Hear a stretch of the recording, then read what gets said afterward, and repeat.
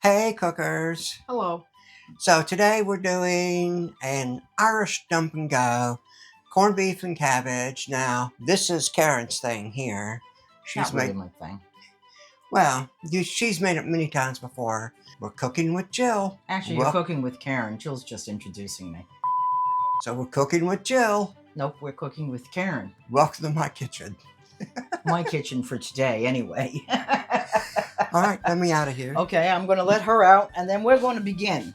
So today I'm going to be making the classic corned beef and cabbage.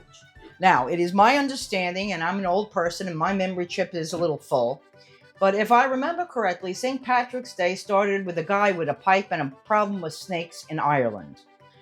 Now, this goes to show you, everything and everybody has value, and thousands of years later, you could be celebrated too by getting pests out of your yard. See? It's wonderful. The first thing I'm going to do is I'm going to open my corned beef. Now, there are several different cuts. Today, we're using a flat cut. Some people will tell you that you have to wash the corned beef. Do yourself a favor, don't. Why? Simple. All the pickling spices, all the juices will then be washed away. And what are you going to be left with? A hunk of very bland beef. Nobody wants bland beef, people. Nobody. So the first thing I'm going to do is I'm going to hold this over my pot, and I'm going to open this package.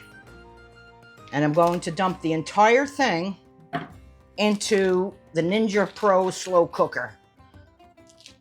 If I, of course, can figure out how to cut open a package and let the stuff out, that again is another situation. So here we go.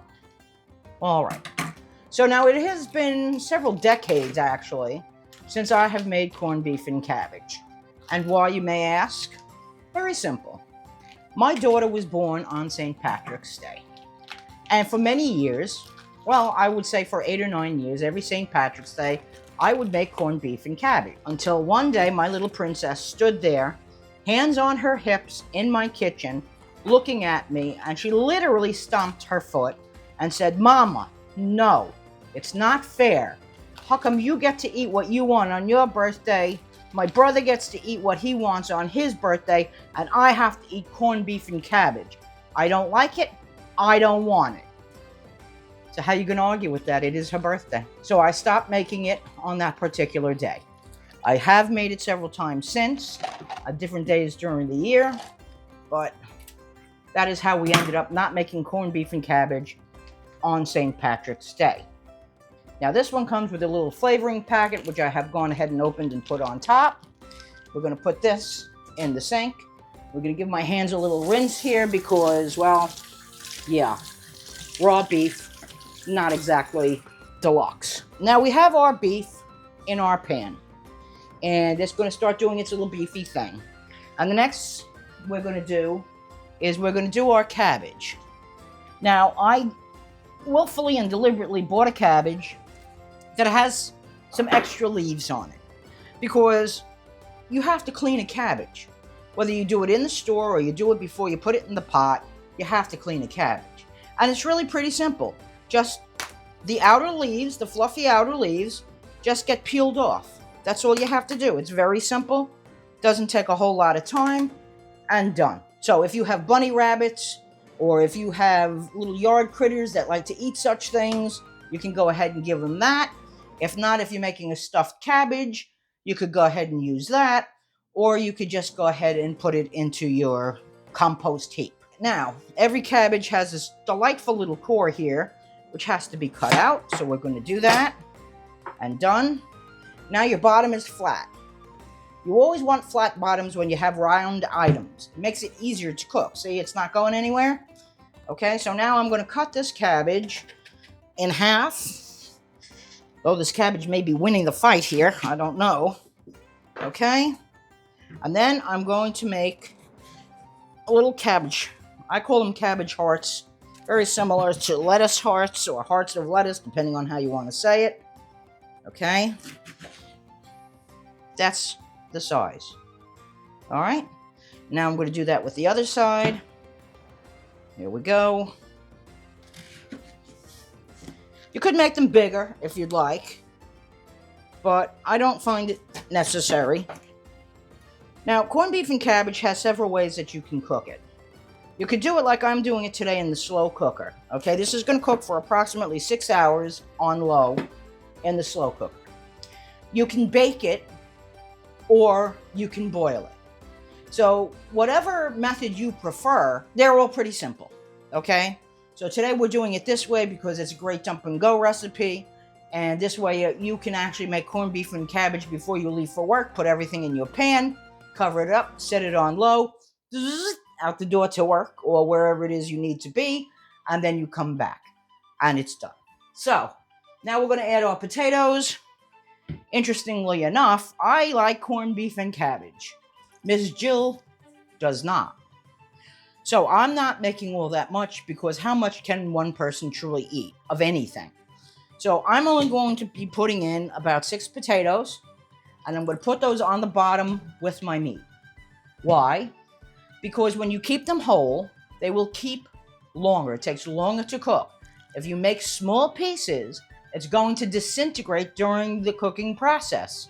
And what are you going to have then? You're going to have yuck. That's what you're going to have. Nobody wants yuck. Okay? So now I have my potatoes in the pot. Today we're using baby carrots because I couldn't find a decent whole carrot to save my life. So there we go. And we don't need that many. Just as many as you think you want to eat or can be eaten by the crowd. There's no set number. And now we put in our cabbage. Now the cabbage we're going to put in such a way that the bottoms, like this, so that the bottom part is more towards the liquid and the top part is on top. Now you may say, but the top part is thicker. Why do you want to do that? And it's a question of steam and time. So the top of the cabbage will be steamed nicely. And the bottom, which has this core here, which is very thick, will become very soft because it's actually in the water. Okay? So we're going to have this in here and like this. Now the last thing to do is add water. A lot of people say to me, Karin, how much water do you add? Simple. Just cover the pot. Cover the meat and the vegetables. Okay? As soon as that's covered, you're good. And I think we've got like 4 cups of water here. I'm not sure how much this is. Ounces, 64 ounces of water. And that seems to have covered everything. So the last thing I need to do now is I take my lid, I cover it up. Have a happy St. Patrick's Day, folks. Remember, St. Patrick's Day is not just parades and green beer. There was an actual meaning that started the holiday. So enjoy. We'll see you later. Okay, folks, welcome back. So, due to the magic of time and the off button, it's now probably 6.5 hours later, and our corned beef and cabbage is done. So, Jill, if you wouldn't mind, thank you very much. Our cabbage is here on top. Look at that.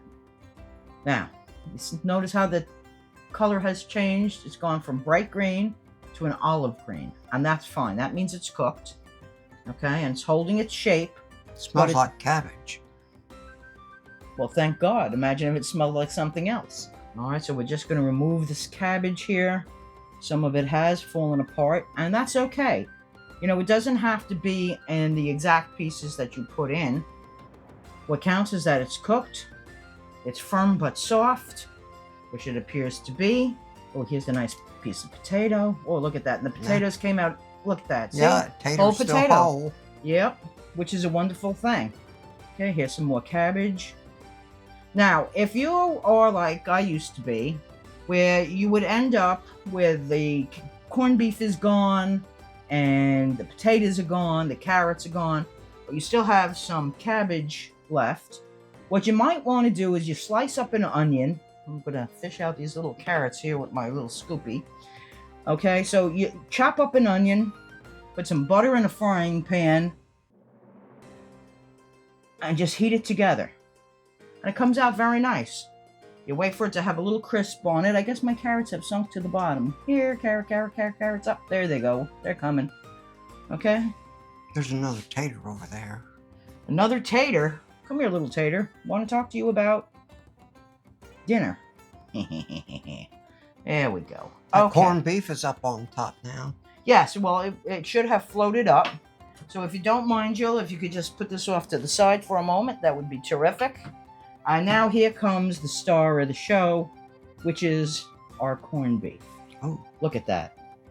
Look at the color. And it smells delicious. Well, I am a lover of corned beef. Miss Jill, on the other hand, not so much. So it's going to be interesting whether she likes this or not. I have actually not made corned beef quite a few years because, like I said, my daughter put a stop to that. And because St. Patrick's Day is her birthday, she was so upset, poor little thing. I know, and I'm not a big fan of corned beef. And she's just not a big fan. I love pastrami, though. Yes, she does. All right, see? Here we go. Some of these carrots fished out of there. All right. Now, like all pieces of meat, you should let it rest before you slice it. So we're going to come back in about 10 minutes, and we're going to slice this up, and we're going to see if Miss Jill actually will eat the corned beef. I will try it. I'll try it. And if she chokes on camera, well, remember, she doesn't like corned beef. But So, you never know. you never do. All right, we'll be back We'll in be a few back minutes. in a little bit. Okay, folks, so here we are. It's slicing time. So we're just gonna... What are we gonna do here? Now, remember, you want to slice across against the grain. And you don't want to make thick pieces. Nobody wants thick pieces. You want thinner pieces. Now, would you like to take a little try of this, Joe? Hmm?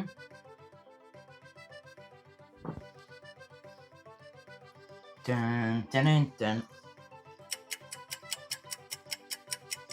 Dun, dun, dun, dun, dun. Well, I'm not puking, so... And there, my friends, you have a raving review. You try it. All right. Delish. If you're a lover of corned beef, absolutely delicious. Nice and soft. There we go. Look at that. That looks good. Oh, it's delicious. And then tomorrow, if you have leftover, you take a little rye bread, put it on there, you warm it up, you put a little brown spicy mustard. It's delicious. Absolutely delicious. What do you do with all that juice in the Ninja PossibleCooker Pro? So what you want to do is you don't want to get rid of all that juice. You want to save that juice because any of your leftovers, I'm sorry, it's fighting me back here. Any leftovers that you have should be stored in that liquid. Okay? Corned beef is one of those items that will dry out quickly if it's not kept in the liquid. So keep your liquid. And there we have it, people. All right. So we're going to just plate this up right now. Come on, guys. Here we go. Everybody on the plate. All right, so we have our potatoes. And we have our cabbage. And we have our carrots. And there we have it. And then if you'd like, I prefer the spicy brown mustard, but you could go ahead and use regular mustard if you'd like. Dinner is served. Thanks for joining me. I hope you folks have a lovely, lovely St. Patrick's Day. I hope you enjoy this recipe and have a great day. Say bye to the people. Bye to the people.